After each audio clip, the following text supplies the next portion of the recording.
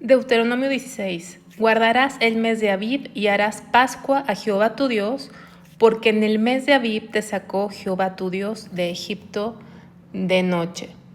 Entonces, el mes de Abib es el mismo que el mes de Nisán. En nuestro calendario es marzo, abril.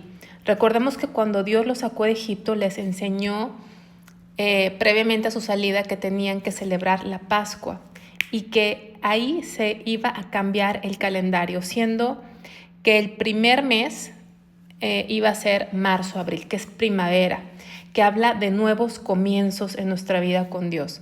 Quiere decir que cuando Dios viene a nuestra vida nos da un nuevo empiezo, somos nueva criatura en Cristo. Y aquí está diciéndoles que al entrar a la tierra prometida tendrían que continuar celebrando esta Pascua. O sea, no deberían jamás olvidar la redención. ¿Qué es redención? La liberación que Dios les hizo de la esclavitud. La salvación tan grande que Dios les dio de sacarlos de Egipto. Y a nosotros, obviamente espiritualmente, nos habla de esa liberación del mundo de las tinieblas, esa liberación del pecado, de la ceguera en la que vivíamos antes de conocer al Señor. Y bueno, sigue diciendo: y sacrificarás la Pascua a Jehová tu Dios de las ovejas y de las vacas en el lugar que Jehová escogiere para que habite allí su nombre. O sea, no iban a entrar a la tierra prometida y cada quien iba a celebrar donde ellos pensaban, porque eso podía traer desorden, podía haber mezcla con otras tradiciones o con otras cosas. Era importante hacerlo en el lugar que Dios escogía. Es muy importante que nosotros también nos congreguemos donde Dios nos ha llamado, en la congregación donde Dios nos ha puesto. Hay gente que ahora con las redes sociales prefiere quedarse en casa, pero es importante ir. Ya no existe un lugar como en este momento que era Jerusalén, era donde se iba a establecer el tabernáculo, el templo. Ya sabemos que ahora es a Cristo, a Él nos congregamos, Él es el único mediador, pero la palabra también nos habla de congregarnos, no quedarnos en nuestra casa por aparte. Dios le gusta la unidad de su pueblo. Dice el Salmo 133. Espérenme.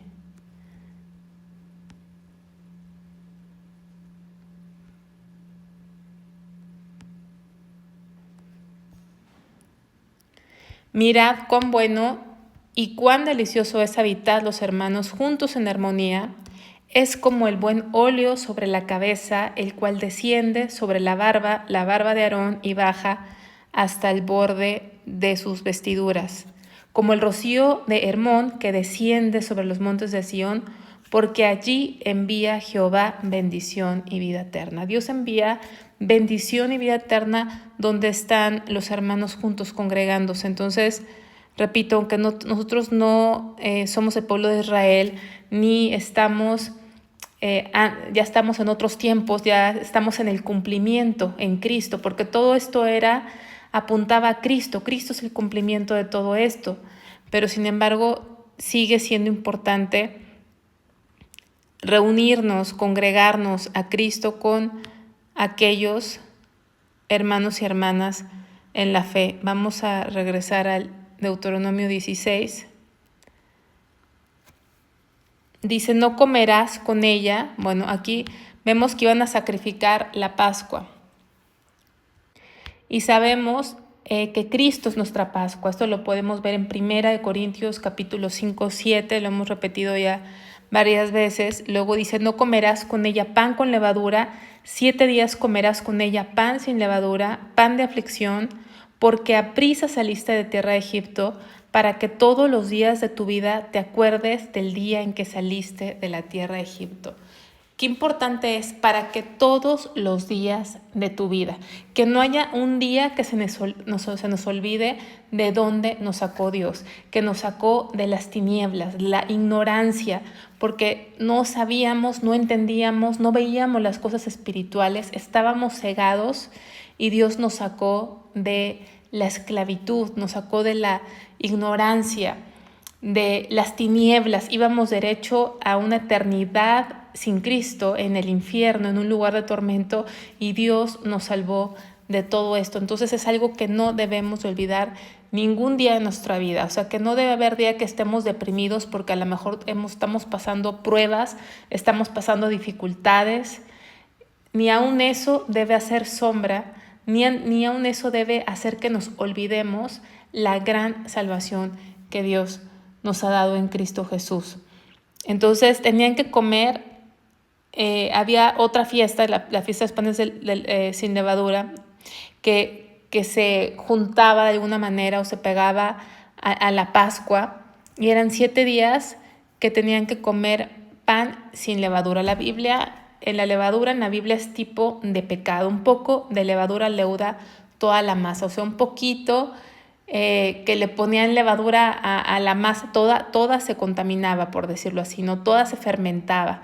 Así nuestra vida, un poquito de pecado, un poquito de contaminación afecta toda nuestra vida espiritual.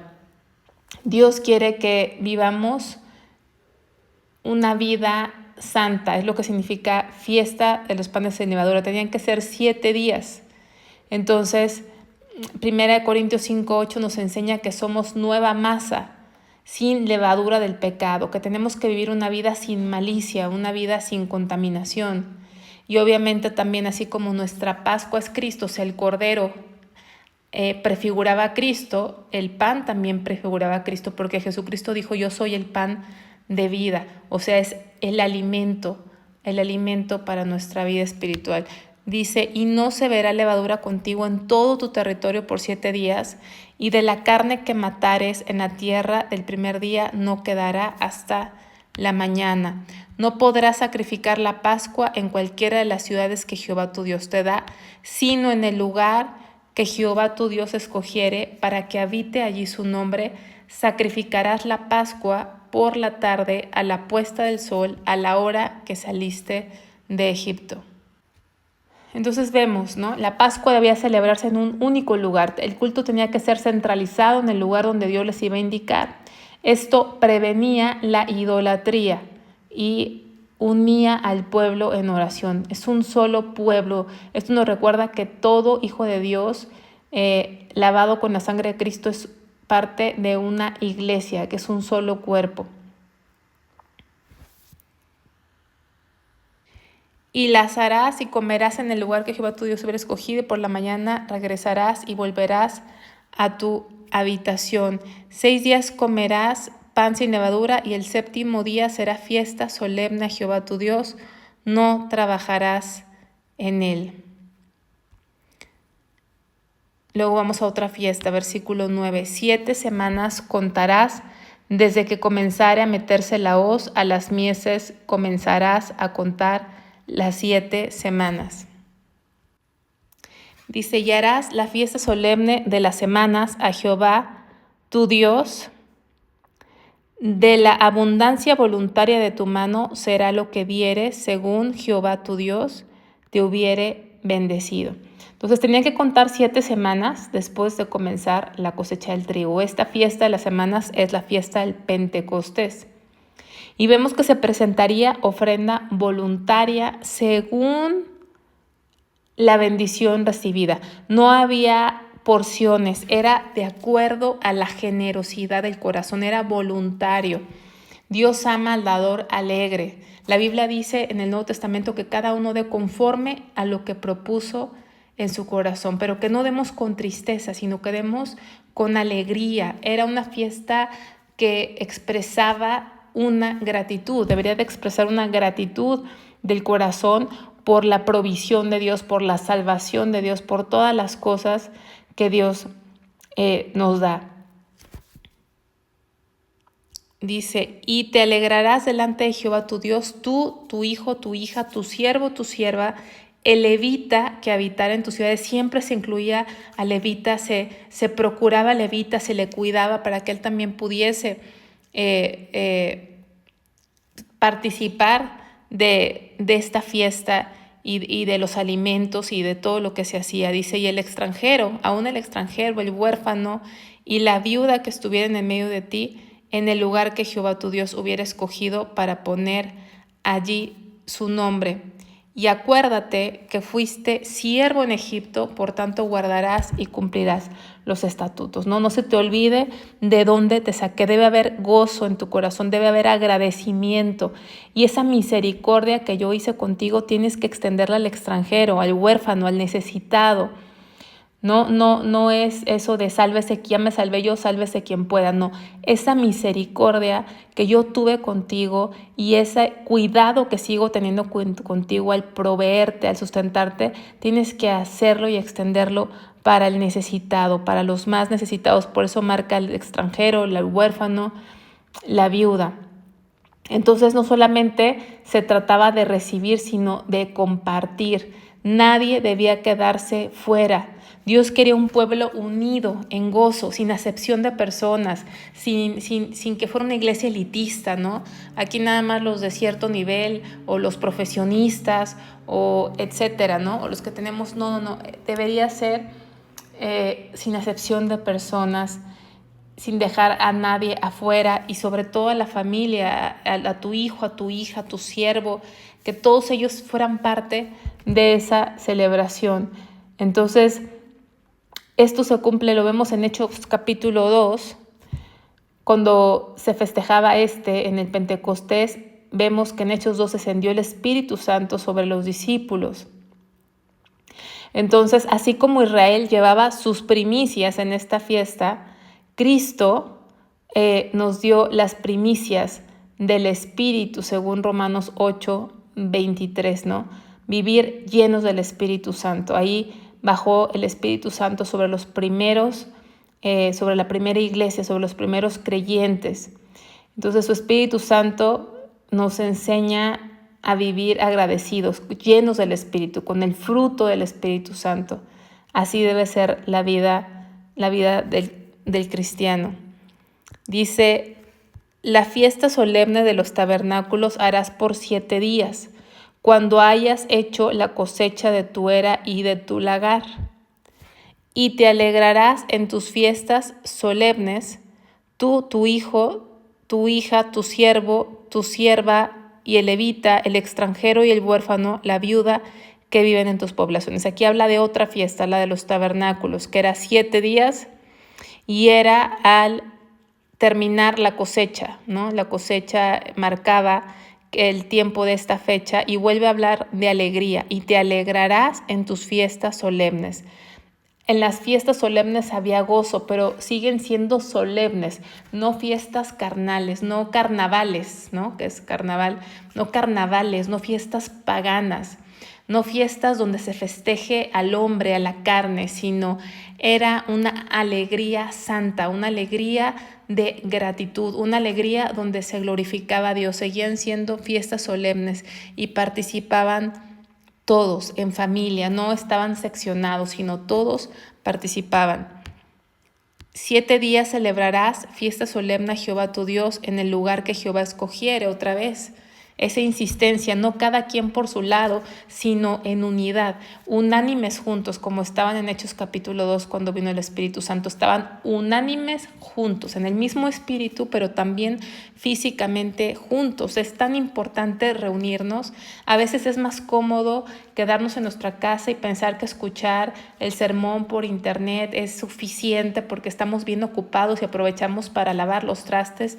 Creo que es una irreverencia a Dios y que es tan importante ese poder de estar juntos, porque eso es el modo, el modelo que Dios ha marcado tanto en el Antiguo como en el Nuevo Testamento. Entonces, 7 días celebrarás fiesta solemne a Jehová tu Dios en el lugar que Jehová escogiere, porque te habrá bendecido Jehová tu Dios en todos tus frutos y en toda la obra de tus manos, y estarás verdaderamente alegre. Esta fiesta de los tabernáculos recordaba cómo habían vivido durante los 40 años del desierto. Habían vivido en tiendas y a pesar que iban de un lado para otro en el desierto, Dios los había bendecido, Dios los había sustentado, Dios los había alimentado, y esto tenían que recordar siempre, el cuidado, el sustento de Dios durante los 40 años del desierto. Y ahora que iban a entrar a la tierra prometida, iba a ser diferente, ¿no? Dios les iba a dar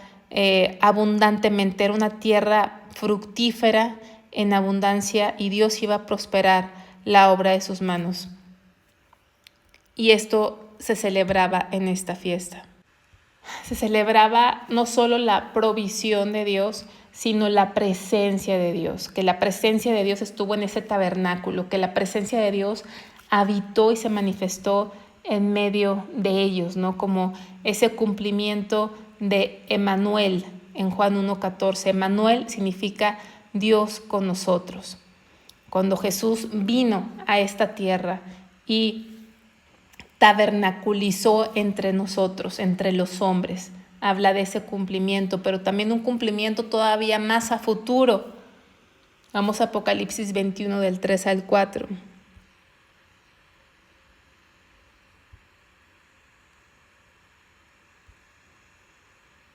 Y oí una gran voz en el cielo que decía: He aquí el tabernáculo de Dios con los hombres, y Él morará con ellos, y ellos serán su pueblo, y Dios mismo estará con ellos como su Dios.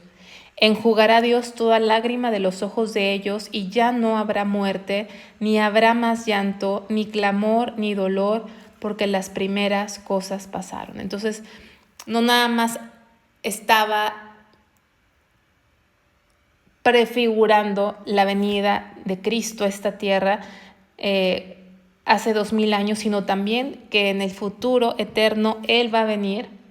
Dice: he aquí el tabernáculo de Dios, o sea, Él mismo va a tabernaculizar sobre nosotros, va a morar con nosotros para siempre. Él va a ser nuestro Dios, nos va a limpiar las lágrimas, ya no va a haber más dolor, Él mismo nos va a consolar y viviremos eternamente para siempre. Entonces esta fiesta también nos recuerda que aquí en esta tierra somos peregrinos, que estamos de pasada en este mundo, que no somos ciudadanos de este mundo y por lo tanto tenemos que cuidar que no nos arraiguemos, que nuestros afectos, nuestro corazón no esté arraigado en este mundo, que no invirtamos toda nuestra energía en esta tierra en perseguir las cosas que el mundo busca, porque estamos solamente por un breve momento, pero algún día partiremos a un hogar eterno y tenemos que hacer tesoros en el cielo donde nadie los va a robar ni van a ser corrompidos, sino son eternos. Es ahí donde tenemos que poner nuestra energía, es ahí donde tenemos que invertir nuestro tiempo, nuestro dinero y nuestros afectos. Entonces esos tabernáculos, esas tiendas nos recuerdan esa temporalidad que solamente estamos de paso. Vamos a regresar a Deuteronomio, capítulo 16.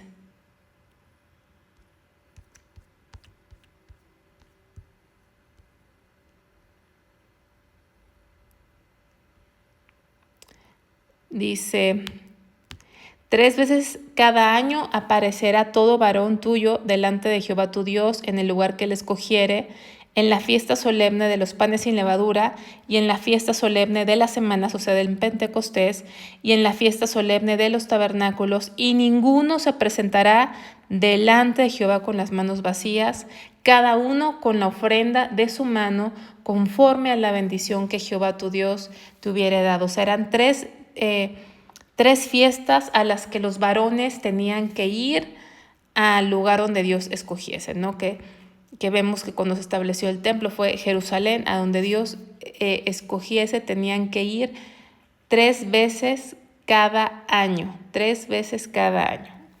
La fiesta de los panes sin levadura, la fiesta del Pentecostés y la fiesta de los tabernáculos. Y algo bien importante, nadie se podría presentar a Dios con las manos vacías. Por ahí una vez creo que se puso muy famoso un canto con manos vacías, ¿no? Puede haber cantos que tenemos que escudriñar y examinar lo que cantamos, porque no todo lo que cantamos proviene del corazón de Dios, no todo lo que cantamos se alinea a la palabra de Dios. Es importante que nuestra alabanza, nuestra adoración esté de acuerdo a lo que Dios dice. Y aquí dice: nadie se presentará delante de Dios con manos vacías. Tenían que llevar ofrenda. Dios no exige algo que no podamos dar. Dice: conforme a la bendición que Jehová tu Dios te hubiere dado. Conforme a la bendición que Jehová tu Dios te hubiese dado, ¿no? Entonces, independientemente de todos los diezmos que había ofrendas y te presentabas a Dios de acuerdo a lo que Él te hubiese bendecido. Dice, versículo 18, jueces y oficiales pondrás en todas tus ciudades que Jehová tu Dios te dará en tus tribus, las cuales juzgarán al pueblo con justo juicio. Entonces aquí habla de que ahora que entraban a la tierra, tenía que haber jueces y oficiales en cada ciudad. Dice que Jehová tu Dios te dará en tus tribus, los cuales juzgarán al pueblo, tenían que juzgarlo con justo juicio. Dice, no tuerzas el derecho, no hagas acepción de personas, ni tomes soborno, porque el soborno ciega los ojos de los sabios y pervierte las palabras de los justos. La justicia seguirás, para que vivas y heredes la tierra que Jehová tu Dios te da. Entonces, era bien importante para Dios que la justicia se ejecutara de manera imparcial, sin favoritismos, ni corrupción, ni sobornos, ningún tipo de soborno, porque recibes dinero, recibes un regalo y tú te afecta. Entonces dice aquí, ciega los ojos de los sabios. O sea, puede ser sabio, pero si aceptas soborno, te ciegas. Ya no hay imparcialidad. Entonces es bien importante tener mucho cuidado con todo este tipo de cosas. Dios quiere justicia, integridad. Y luego dice, la justicia. Es interesante que se repite aquí, la justicia seguirás. Podemos pensar que es un error, no es un error. Esta repetición de la justicia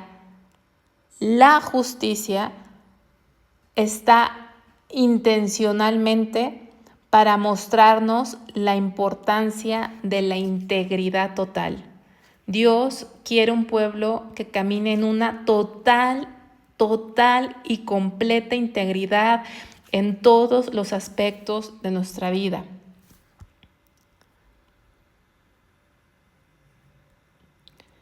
Y dice, y obviamente esto apunta a Cristo.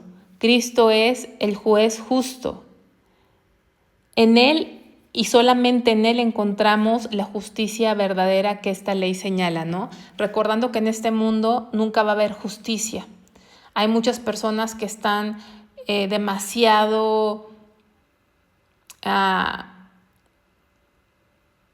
expectantes, creyentes, con expectativas altas de algún partido político, de algún nuevo líder político, esperando que ese líder cambie las cosas, que ese líder ponga orden, que ese líder ponga justicia. No, el único que va a hacer justicia verdadera en esta tierra es Jesucristo cuando venga a reinar. Entonces, estos jueces apuntan al único juez justo, perfecto, que es Cristo. Vamos a Hechos 17:31.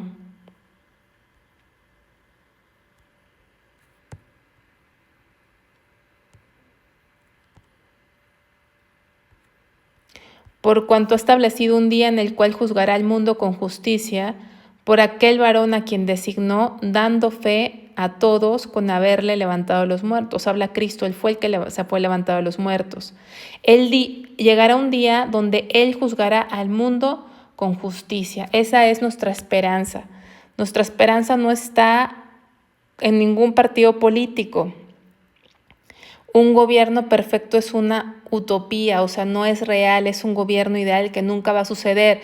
El único gobierno que será perfecto es el de Cristo cuando venga a esta tierra a reinar para siempre. Ahí está nuestra esperanza. Dice 2 Timoteo 4:8, por lo demás me está guardada la corona de justicia, la cual me dará el Señor, juez justo, en aquel día, y no solo a mí, sino a todos los que aman su venida. Entonces habla aquí de nuestro Dios como juez justo. Cuando estamos leyendo que se iba a poner jueces justos, pues apunta al único juez justo, al juez justo de toda la tierra, porque solamente en Él encontramos justicia verdadera. Vamos a regresar a Deuteronomio 16, a finalizar.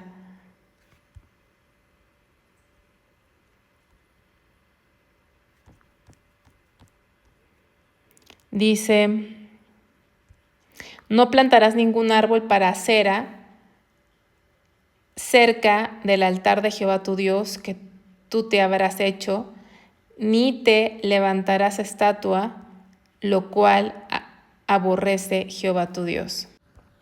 Entonces, aquí habla de esta diosa cananea, Acera, que era la diosa de la fertilidad, y que hemos visto que solían plantar árboles o llevar o levantar estacas, ¿no?, junto a los altares. Y aquí está prohibiendo Dios que no quería que su altar estuviera cerca de estos altares. Obviamente ellos no tenían prohibido levantarlo, pero aquí lo que está diciendo era de que se aseguraran que no estuvieran ni siquiera cerca.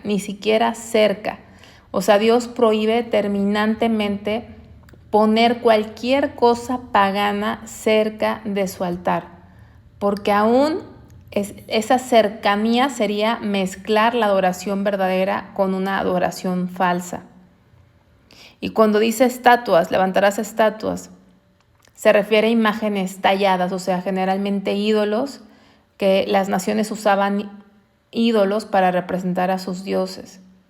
Entonces Dios quería un pueblo santo, apartado, que lo adorara solamente a Él, sin mezclas, es decir, sin sincretismo. Sincretismo religioso. Sincretismo es esa mezcla.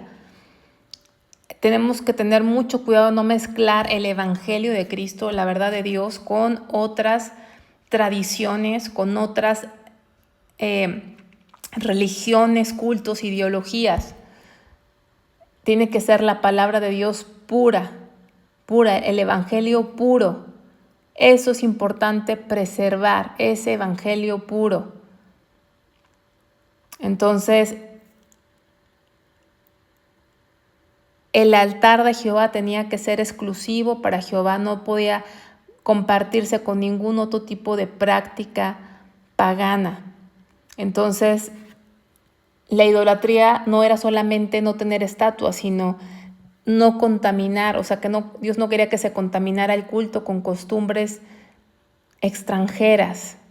Dios quería preservar, y Dios quiere preservar la pureza de nuestra fe. Y por eso Él dejó todas estas leyes, estas advertencias, para que cuando entraran a la tierra prometida cuidaran de no mezclar, de no abrirse a otras ideologías, tradiciones y costumbres que no eran los mandamientos de Dios, la palabra pura de Dios. Y nosotros de la misma manera tenemos que cuidar y proteger el evangelio verdadero, el evangelio tal y como se nos es dado en la palabra de Dios.